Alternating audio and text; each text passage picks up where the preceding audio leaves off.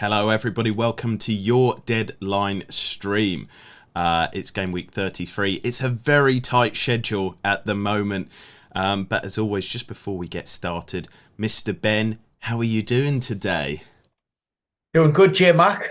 Like you say, it's a bit of a hectic one. Not much time between game week 32 and 33 and then 34. So we'll squeeze this one in, try to get it all smashed off before the kids arrive back from school.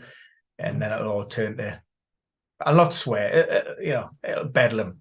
Let's just Yes, say. very busy indeed. Yeah. We love the kids, but they cause a bit of havoc for you sometimes. And also because of the tight deadlines, we are on a tight deadline today, so we'll be finishing around 2:55. So just to remind people, do head over to the Premier Injuries website if we don't answer your questions, because like I said, we are on a tight one today. But let's switch over to the FF Hub. Your predicted lineups, Ben, and let's start with AFC Bournemouth. What is the news there from the Cherries? The news is there's no news. Basically, because this game we spread over 3 days, Bournemouth don't play until Thursday, which means we haven't heard from Gary O'Neill. So reading between the lines, I think I read somewhere that Bournemouth has conceded over 3 goals on 7 separate occasions this season, the most of any team ever. I think that's right. So for that reason alone, I've went to freshen that back line. Marcus Senesi returned to the matchday squad a few weeks back following a hamstring problem. We throw him back in there. And also Vina was only fit enough for the place on the bench last weekend due to a back issue. He picked that up on his full debut with Tottenham when he scored. But he's fully recovered from that, and that's why I've thrown him back into the team. So potentially 1 or 2 changes following that heavy loss. Obviously, it is a big game. Not only are the South Coast rivals, I'm very wary, I'm not going to say it's a derby, South Coast rivals, but of course, they're all in and around that drop zone. So it's a game that they can ill afford to lose. At the moment, it's so tight down there that, nothing can kind of go against these teams, but they're all fighting each other, and we shall see who stays up at the end of the season. Now, another team that are in with a fight, it's my boys Arsenal. Really tough game this. So many kind of injury question marks. There's another one over Xhaka today. Will he play? Will Holding play? Will Saliba come back? It's basically the title decider, this one. So is there positive injury news for Arsenal? I mean, that depends on your perspective, Jason, as a Gooner. What I would say is Granit Xhaka stands a good chance. He was expected to train with the squad on Tuesday, so ahead of the FPL deadline. If he comes through that without any kind of reaction or problems, of course, it was illness that kept him out of the Southampton game, then you fully expect him to be included. With regards to William Saliba, media reports had suggested early on Monday that the Frenchman is a doubt for the rest of the season. Mikel Arteta dealt with those questions with a rather straight bat. That's a question for the club doctors and not myself. All he would go as far as to say is that the centre-back is not making any progress whatsoever. He's still not training with the team, and therefore he can't be considered for that first team squad. So at the minute, it looks like Rob Holding is locked in alongside Gabriel Magalhaes. Oh God, that's not good news at all. Just in terms of it, though, we have a few people, maybe not conspiratorial, but kind of reading what happened earlier in the season. Mikel Arteta, I think at one point said, Leandro Trossard, there's no chance he'll play this weekend. And then what happened was he played at the weekend. Do you think that this scenario is different, or because it's a Man City game, smoke and mirrors? We've discussed this so many times before. The rumours was he was almost being saved for this match, that he might be eased through with certain methods and kind of seen from there. Could that be the Arteta smoke and mirrors scenario? Could it be that we have a shock and Salah's back and it shocks almost Man City as well? No, I think we're pretty much, I'm fairly certain in your mind that Saliba will not be fit. I mean, what I would say, let's just say there is some kind of miraculous recovery, or Mikel Arteta has been, using these smoke and mirrors to try and deceive, you know, Manchester City and Pep Guardiola. What you've got is a centre-back who hasn't trained fully with the team. First and foremost, he's had several weeks on the sidelines. And really, is that the type of game that you want to be throwing in a centre-back who isn't 100% match fit and sharp against an Erling Haaland et al. On Wednesday night for such an important game? Then, I would suggest that wouldn't be the case. But, there had been some suggestion that William Saliba is prepared to put his body on the line and play through the pain barrier. But that could have a detrimental effect, not only for the remaining games of this season, but also potentially going on into next season. The risk is too great. And as far as I'm concerned, I'm not expecting to see Saliba in that matchday squad. It's very disappointing news indeed. I was hoping against hope there that it might be positive news.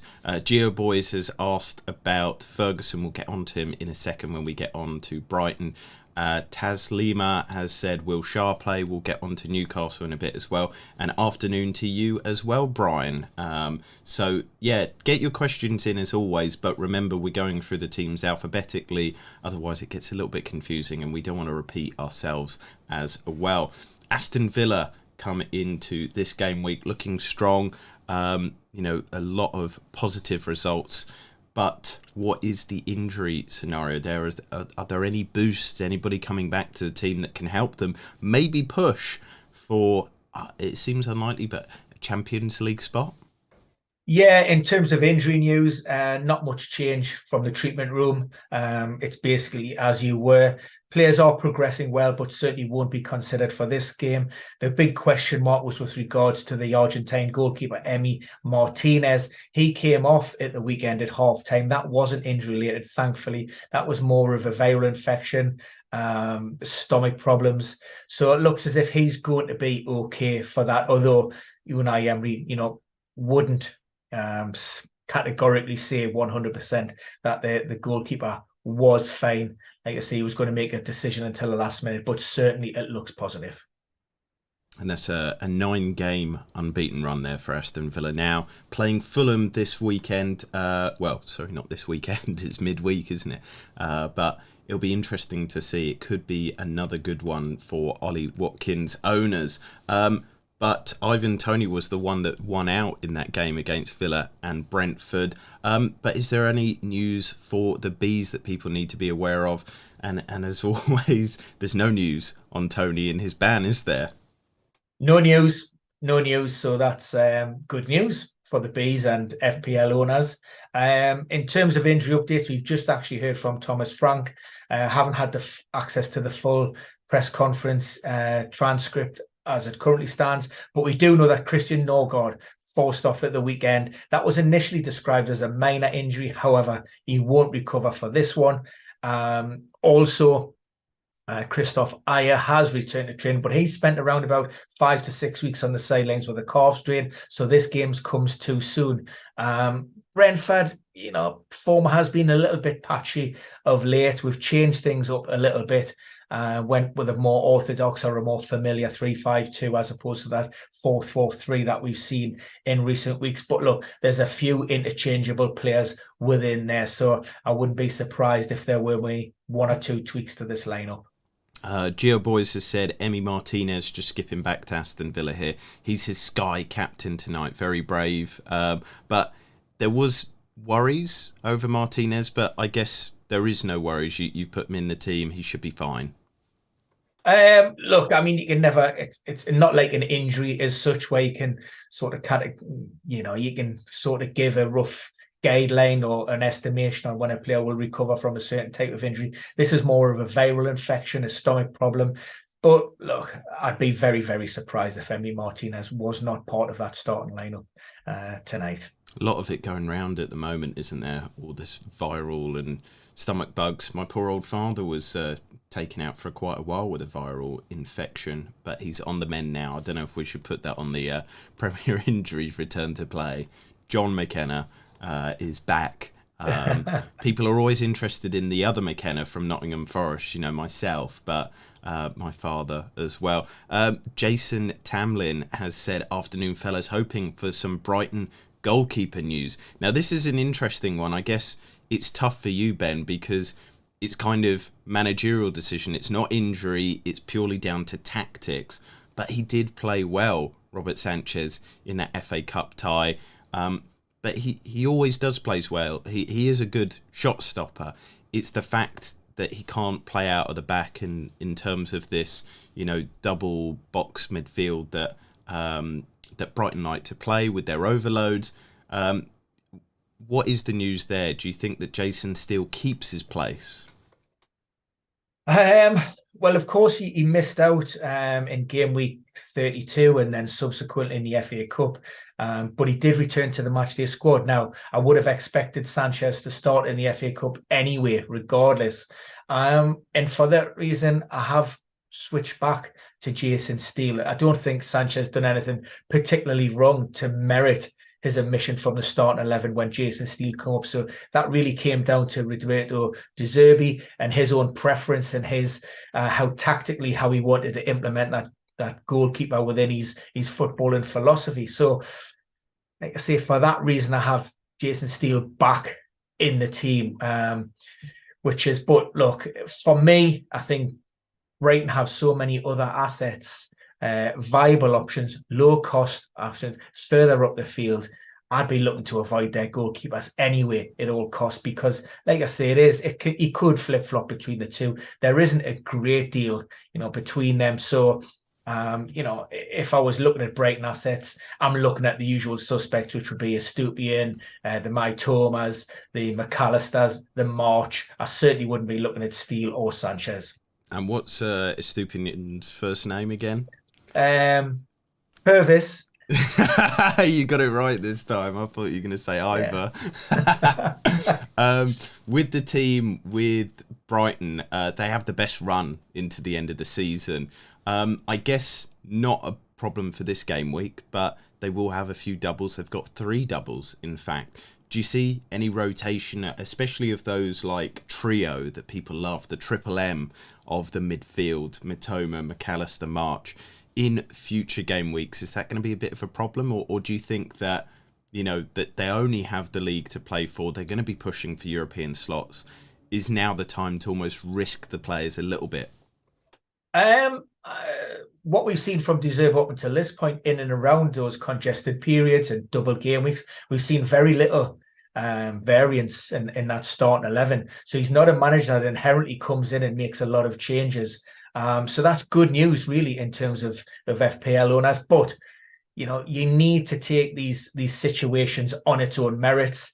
There are a lot of other influencing factors, in and around that. So yes, we can take guidance and pointers from what's happened in the past, but it's still no guarantees on moving forward. And like I say, there are knocks and niggles and suspensions and accumulative load and minutes and other influencing factors. So look, I'd be fairly confident that he's not going to be changing the team too much to freshen things up. I think he'll stick with that nucleus. Certainly with those 3 players, there's always question marks over who's going to lead the Seagulls attack. That's a big bone of contention. Typically, we've seen him switch between Danny Welbeck and Evan Ferguson. However, there are question marks over both of those players for this midweek match. Evan Ferguson, that's an ankle ligament problem. He's missed the last few, and De Zerbi admits that it would be a risk to include him in the match day squad, although it didn't completely rule him out. Danny Welbeck picked up a knock in the FA Cup semi-final against his former employers on Sunday. There's a slight concern over him, although there's a good chance that he could potentially make the squad. And this is the thing with Evan Ferguson and Welbeck. We've got a lot of questions on them. Are you certain that Welbeck is going to start? He's certainly better placed in terms of starting than Ferguson, in my opinion. But look, there are still question marks over the actual fitness of himself. So, he's getting treatment at the moment. Any decisions won't be made until the last moment. So on the actual morning of the game, see how he reacts overnight. If he's clear and that's positive, then I certainly expect Welbeck. I just think with Ferguson, it is too much of a risk. We were expecting in a region of maybe 2 to 3 weeks. It hasn't quite been that for the young striker. And like I say, young striker, he is just a young lad. He needs to be protected, not just for the here and now in the remaining matches of 2022 to 23, but also further down in his career. And it doesn't make, a lot of sense to risk any of that and potentially, exacerbate that ankle problem just for the sake of one match. Yes. So I've just put in the group chat, who are you all captaining this week? Because I think it is quite a tough one. More news from Brighton as well as that Veltman, you've put him back in the squad, and I think a lot of people see this as a positive for McAllister. It means that he can go back to that kind of 10 role, really attacking, really creative, but also getting those runs into the box. Is it certain Veltman's going to be absolutely fine? I mean, he was included in the matchday squad on Sunday. That was fine, following a minor hamstring scare. So based on that premise, if he's available for the squad, then he's available to start. And like you say, I think Roberto De Zerbi will look to freshen up one or two things in the squad following that, extra time and penalties at Wembley, which would mean Veltman coming into that starting 11. And we do have a few questions as well on Enisco or Enkisco. I don't know how you say that one. I like your first one. I think you get away with that one, yeah. Okay. Well, what is the scenario there? Because he has played well when he's been on the pitch, but you haven't put him in the team. What does he have to do to get that starting place? Yeah, I mean, you're right. I think he got the winner at Stamford Bridge, Chelsea. But again, I think these opportunities have come about because of, maybe players, fundamentally those first team starters who've picked up knocks and niggles and haven't been included. So look, I think that's more of a case at this point. Potentially, if Danny Welbeck was to miss out, then it could be a slight reshuffle and maybe a slight even tweak of formation, and then Enisco could come into that starting 11. But I'm basing this on in effect having almost a fully fit squad. But like I say, there may be one or two question marks or doubts. We cannot obviously nail down the 100% Danny Welbeck at this moment. Final one from so a lot of people talking about their captaincy. Final one is we've got a couple of people talking about, so we've got Jaron and we've got Ballroom Jam saying Buonanotte, De Zerbi has said he will start, Ben. Now he's an attacking midfielder, young, 18. Where would he play? Is he going to start? Is he going to play instead of Welbeck as maybe a false 9 role? Yeah, I mean, this is one of the press conferences that came around at 1:30. As always, that glut of press conferences just before we go live. So again, I haven't seen the full transcript of that. I only sort of picked up on the Evan Ferguson and the Danny Welbeck. The big news, which we'll touch upon in a minute, is on Chelsea. Whether or not if he starts, then yeah, I mean, I don't see we're moving too far away from this 4-2-3-1. That's predominantly what we've seen De Zerbi implement in all of his games, if I recall correctly. So that's an interesting one. If he says he's going to come into the team, like I say, a lot of responsibility. He's a young player. Expectations are high. He's got to he arrives with, there's been a lot of chatter, high hopes for him, but we haven't seen too much of him in this Brighton team. So, like I say, given the importance of all of these remaining fixtures, if Brighton hope to push for a European qualifying spot, then, if he rates him very highly, then, he's certainly got something about him. Now, as we move to the next team, which is Chelsea, the big news there, but we have captain discussions here. So Brian says captain is between Haaland and Salah. We've got Gio Boys says Haaland is his captain. Sorry, Jason. Yeah, I hope he doesn't do well, but I get what Giandre says as well. He's an Arsenal fan, but Haaland, you captain him so that you protect your rank because everybody else is going to as well. And then Taz Lima has said Captain McAllister or KDB. So a bit of differentials there. And you love a bit of a differential captaincy, Ben. We might get onto that a little bit later. But as we said, we got to finish up about 5-2-3. So we're going to try and get this through as well. And Russell says, hello from the Budapest Blades. Welcome to the live stream, Russell. Chelsea, you said there's big news there. What is this breaking news, Ben? Yeah, so we've now just heard that Reece James has been ruled out of those remaining fixtures, so will not play again this season after a hamstring problem that he picked up in the second leg against Real Madrid in the Champions League. Now, unfortunately, that means the fullbacks missed around 2/3 of the season due to illness and or injury this season, so one to forget. There's also big question marks over the availability of Mason Mount over those remaining fixtures. Frank Lampard said potentially he could return in game week 38, but probably not. That's the ongoing groin issue, and he'll actually go under the knife to try and remedy that. And also the third bit of news from the Chelsea camp was that Kai Havertz is still struggling with a knee problem. Hopefully returns to training towards the end of this week, but he will definitely miss out on Wednesday night.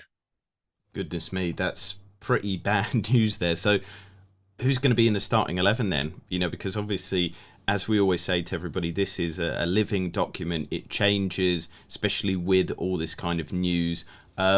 Who's going to come in all these positions, Ben? Who do you think is going to be the 11? Good question, Jason. And everybody will have their own opinion on that because there's a little bit of fluidity potentially in that back line. I do have Cucurella there for the moment, but Barry Ashil is another option. I do think Thiago Silva and Fofana are the two, when fit and when they've been rested and allowed to recover, those are the two which will inherently start in that back line under Frank Lampard. On the right-hand side, I've handed Azpilicueta a recall. That might be a bit of a leap of faith. We have seen Conor Gallagher play there. You could possibly put Chabaloa in there. We could even go to a back four. But like I say, I thought Cucurella with Ben Chilwell just slightly ahead of him. And then, of course, when you throw N'Golo Kante back into the mix now, you're not dropping Fernandes. I think Kovacic probably deserves a start as well. So, I'm trying to shoehorn players in. This is how I see it at best. And of course, in attack, João Felix alongside Raheem Sterling. We've got a message from George T here. He's obviously new to these streams. He said, "Why can't this guy pronounce names?" It's part of our USP that we have our very special pronunciations. Obviously, you're from Geordie land up in Newcastle. It's an attack on your pronunciation there, Ben. It's just your accent, isn't it?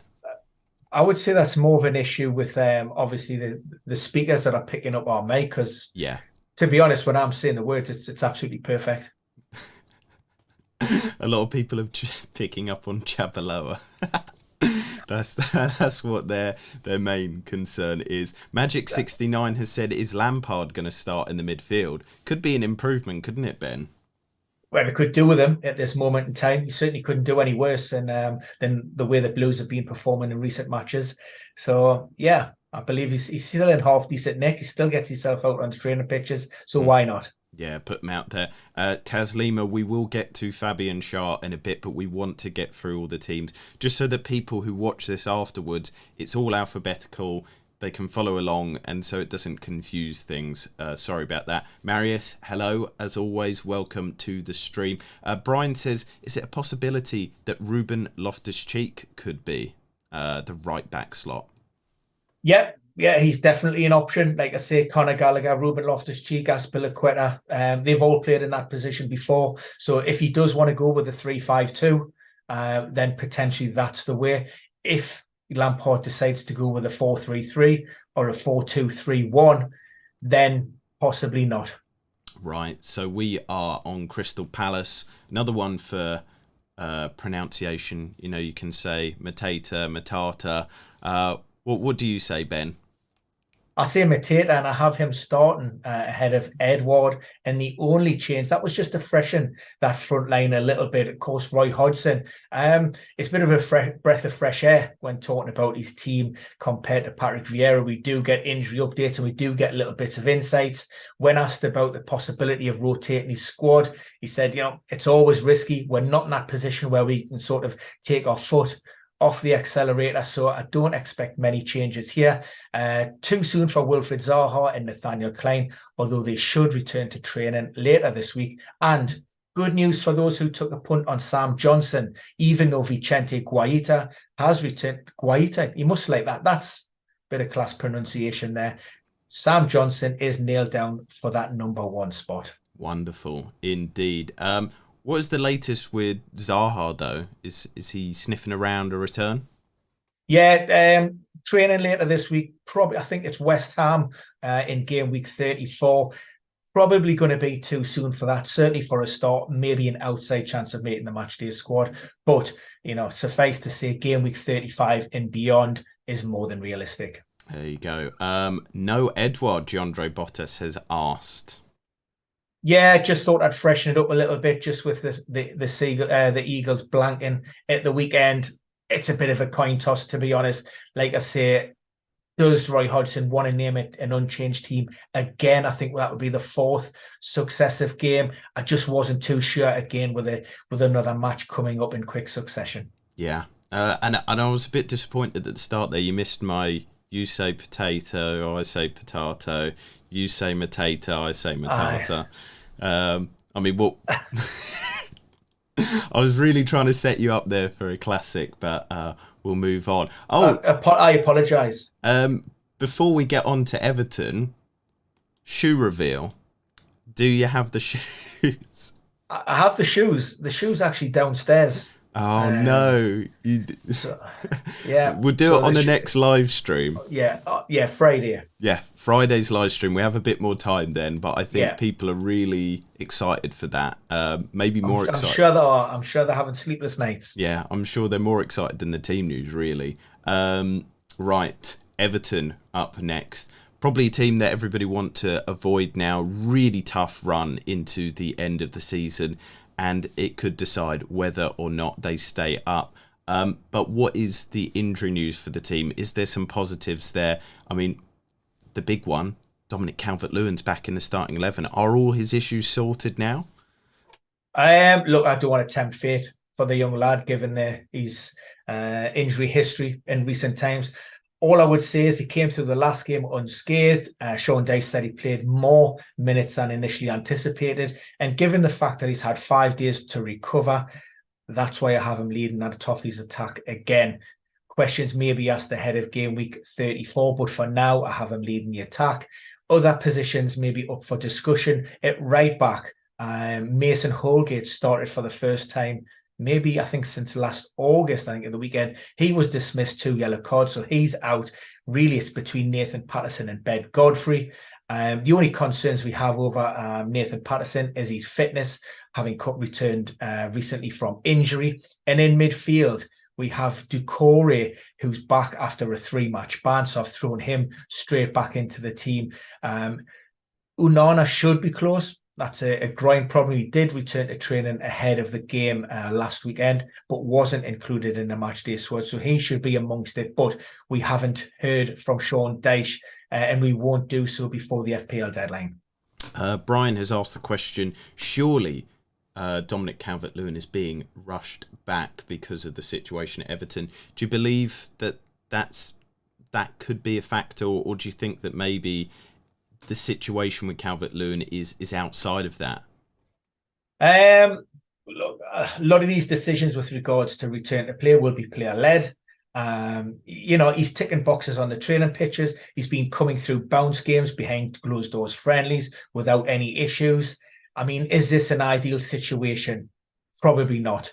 Inherently, when you're talking about a player or anybody that's returning off long-term injury, you're talking about a gradual integration, maybe 10 or 15 minutes, increasing half an hour, 45, then potentially a start. Dominic Calvert-Lewin was thrown back in at the weekend. He did come through that unscathed. What I would say with regards to his return to the side. They seem to be a lot more thorough than they had been previously. We've seen Dominic Calvert-Lewin sort of return, break down. It seems as if, like I say, he's been working really hard with the group for quite a while now. He's been involved in a couple of bounce games, come through those. So, fingers crossed, he's in a position where he can see out the remaining, fixtures of the season without any further setbacks.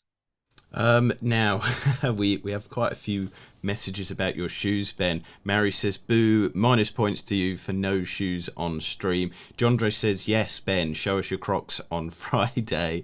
And Magic69 said, I hurried back from the kitchen when I heard the shoes being mentioned, false alarm. I apologise, Magic. We promise that they'll be on stream on Friday. And I must say as well, Ben has showed me his shoes off stream. They're worth the wait. They're very class. So Fulham up next. What is the latest there? You've kind of gone a bit rogue with James up top. Yeah, we've seen James actually lead the line. I think it was at Goodison Park with Fulham 1-3-1. He got himself a goal. It was a great performance being thrown back into the team. But of course, in that following match against Leeds, he was ineligible. We've seen Ducova Reid lead the line on Saturday, but I've put Dan James back in there. Vinicius seems to have fell down the pecking order, hasn't convinced Marco Silva really in the absence of Alexander Mitrovic. So that's why I went with James. Mitrovic, by the way, serves the 5th game of his 8-match ban. Do you know when he's due back, Jason? He is due back on your birthday, which is the 13th of May.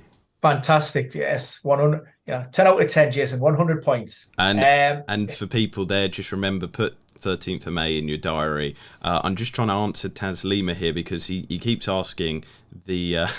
even Jondre says 13th of May. He knows as well now. Everybody is getting on this. But yeah, Taz Lima, please don't worry. We will answer your Shah question. You don't have to put it... I think he's put it 10 times now. Just, we will get to that. Yes, Mitrovic coming back the 13th of May. How many games is that though, Ben? Because that's what I asked you. Well, it'd be 3 more games. So it's a 5th of his 8-match ban. When are they playing? Tomorrow night? Tonight. Tonight. We do this every... Be on the spot. Look, the 13th of May, man, he's come back. We're spoiled with games. We're just spoiled. It's 13th of May. Okay, this is what we do each time, isn't it? We put each other on the spot. Right, continuing from Fulham on to Leeds United. What is the scenario there? I mean, has Javi Gracia been forthcoming, or is this one of his weeks where he's not said anything? Yeah, pretty much the latter, Jason. He was asked specifically about the fitness of Max Vuba and Liam Cooper, who apparently, appeared to be limping at the end of the game at the weekend. Sidestepped the question completely. All he said was there are players within the squad who are considered doubts at this moment and may miss out altogether.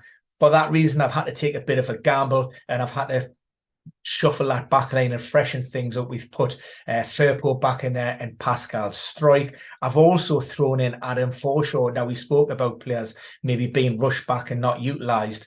And Forshaw is one of those players. Of course, he's returning off a long-term hip injury. He's had 2 cameo appearances from the bench. But, as Javi Gracia alluded to himself, we're not, we haven't got time on our hands. It's now we need to take risks because we need points, and that involves, playing some of our best players.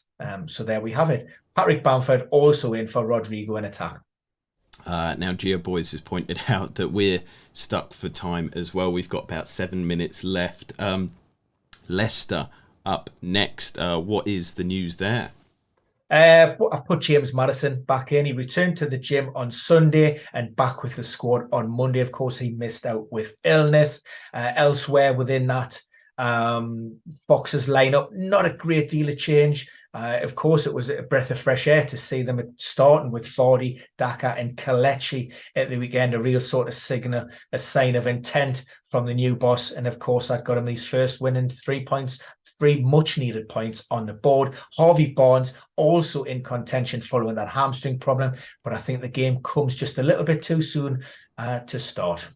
Vardy, though, with him, with his age, Is it a start a bit too quickly, or do you think he will keep his place? Yeah, well, let's not forget he did start, but he only had a 45-minute cameo.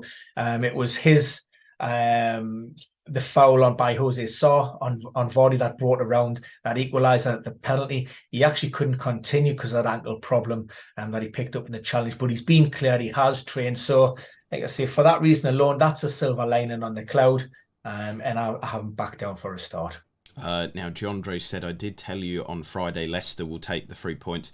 Jandre, you had quite a mystic week this week. You called Walcott scoring against Arsenal. You called this Leicester win. Can you say something along the lines of maybe Arsenal to beat Man City 12-0? That would be nice as well.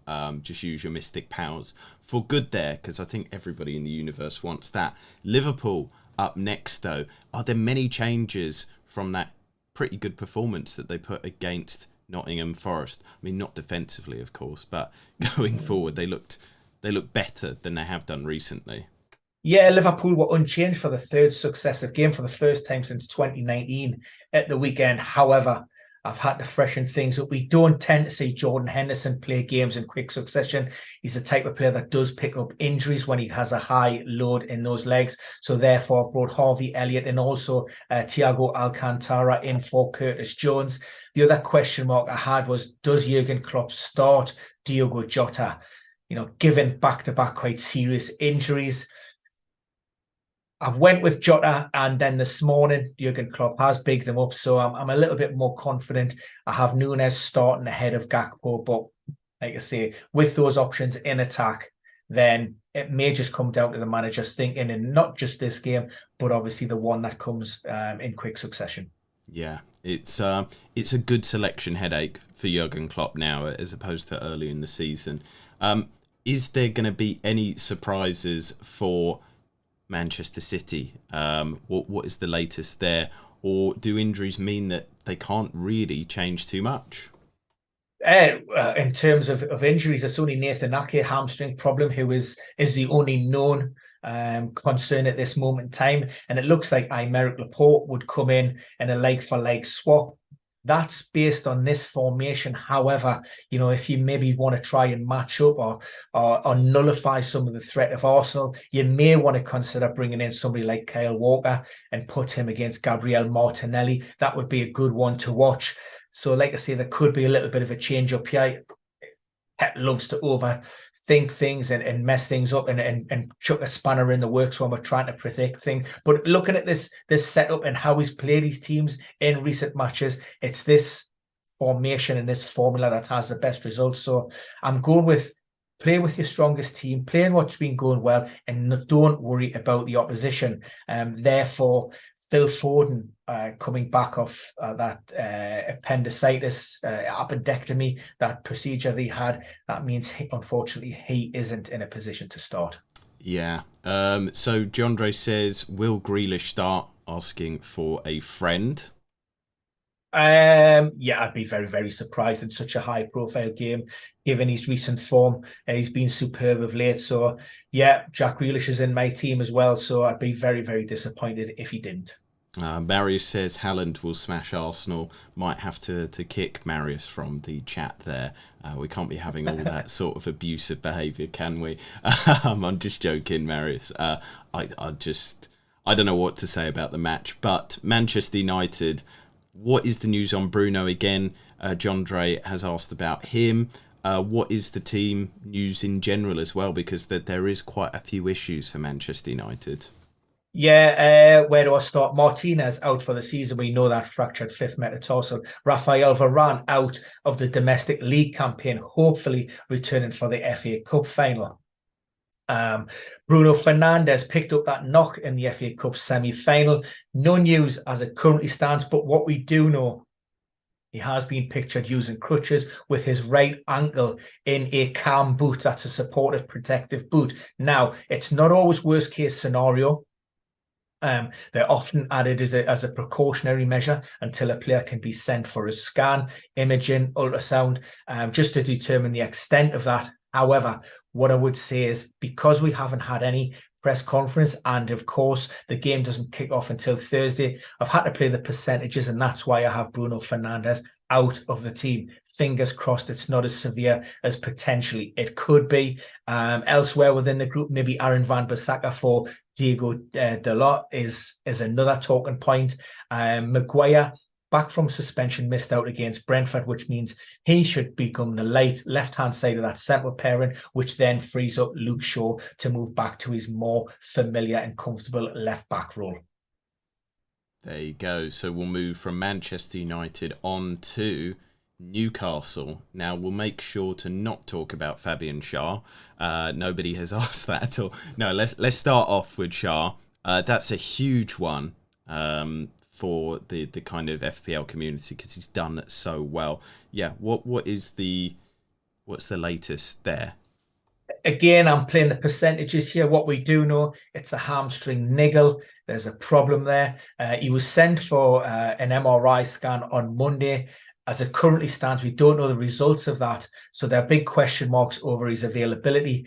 Fingers crossed, it's just a little bit of tightness, a little bit of a precaution. But, what I would say is we're at a period of the season where we can't take any risks with hamstring problems, and we have backup from the bench. In instance, I have deployed Jamal Lascelles in there, but Eddie Howe could equally maybe move Dan Burn to more centrally and put Matty Targett in on the left-hand side. That's an option. Like I say, we'll hopefully hear from Eddie Howe on Wednesday morning, but the FPL deadline will have passed by then, unfortunately. So hopefully that answers the question for Salima there. We do have some questions here. Mary said, did you go with Haaland as captain or not? I've not decided on my captain yet. I'm going to wait a little bit closer to deadline. In terms of it, so a lot of people are questioning Maguire as left centre-back. If, I guess... Malacia left back, yeah, and then Shaw. But I think he goes with Maguire, I really do. I think Maguire's a better option than Malacia. There you go. So continuing the analysis, let's see what else other people have said.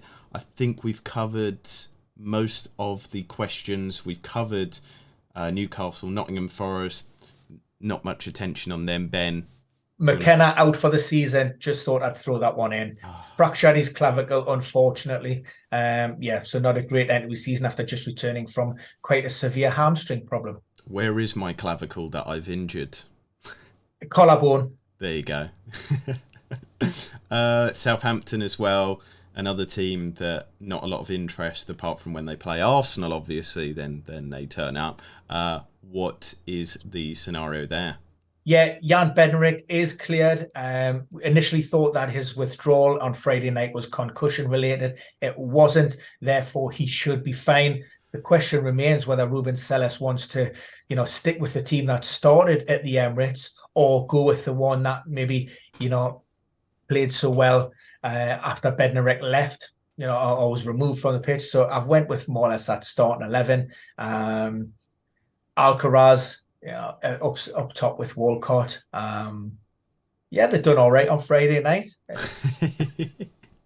I don't want to talk about it. We'll leave it at that. We've got Sindri. He's asking, Almiron not ready to start. Is it Almiron not ready, or is it because Murphy has played quite well?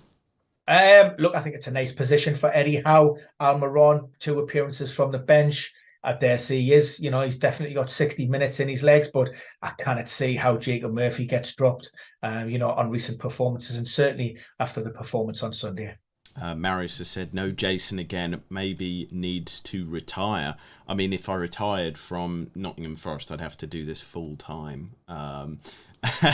Anyway, Jandre says, Ben, do you think the fact that Schär isn't there worsens the Newcastle defence? What do you think on that? I'm not a massive fan of Jamal Lascelles. If the truth be known, look, he's a backup. He'll do a job. Is he of the level of Fabian Schär? Not by any stretch of the imagination. But I think we have that togetherness, that cohesion. We have that momentum. We have the confidence.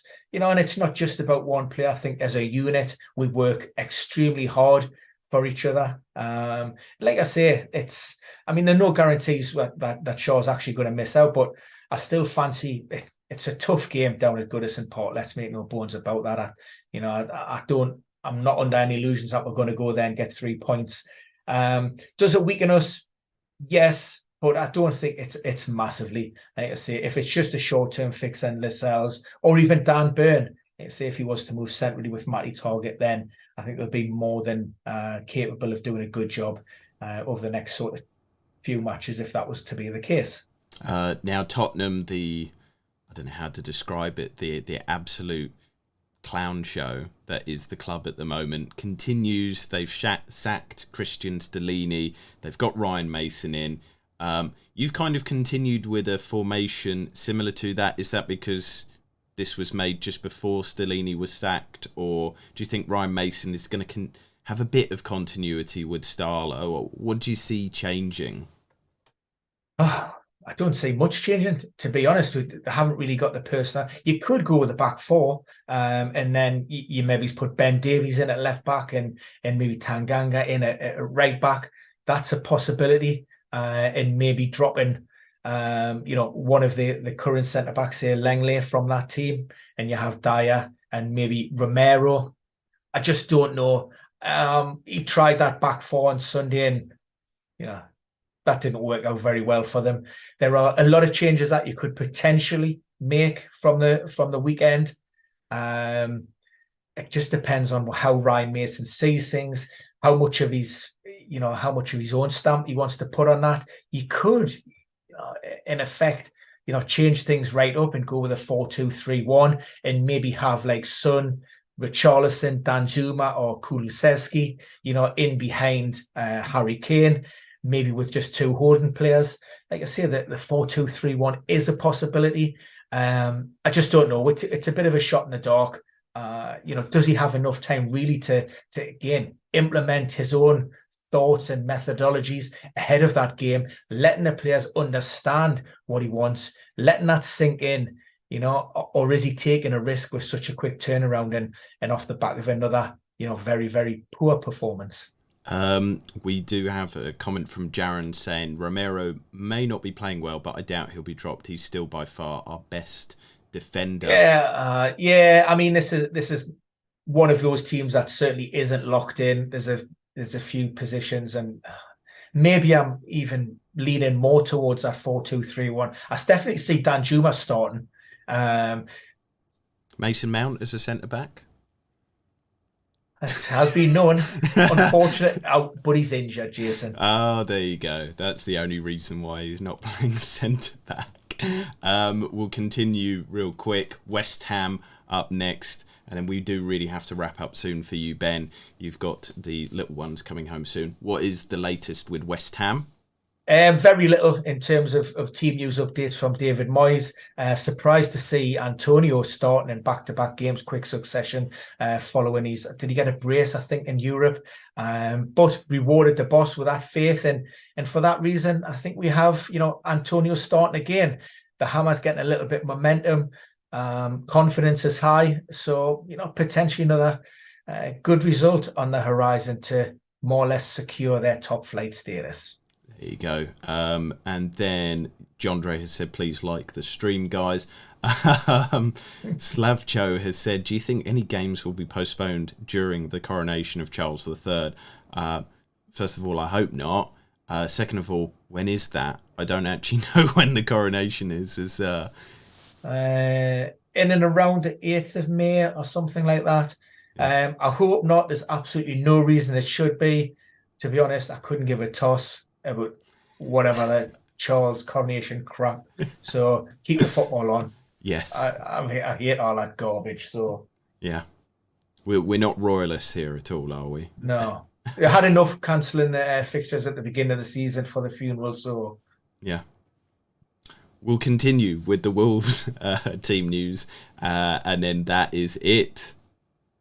Yeah, Mario Lemina, hamstring problem at the weekend. Not as severe as first thought, so that gives him a chance. However, I just see the return of Ruben Neves from suspension as a great opportunity to drop him back into that starting lineup. Julian Lopetegui did hint that there was one player within the team who was struggling with an injury from the weekend, although he wouldn't name any individuals. I've took a little bit of a guess, plumped for Diego Costa. That was based on the fact that he was just cleared last minute from a knee problem that he picked up in game week 31. So I've went with Kuna to lead that slight change of formation, and I've put He-Chan in there in that 4-2-3-1. And we've got Cedric saying a week on Saturday is the coronation, so that's a surprise. Also, Giandre has said, last question, predictions for the Man City-Arsenal game. What is your prediction for the scoreline, Ben? Neither team can keep a clean sheet, so I'm expecting a fairly entertaining game.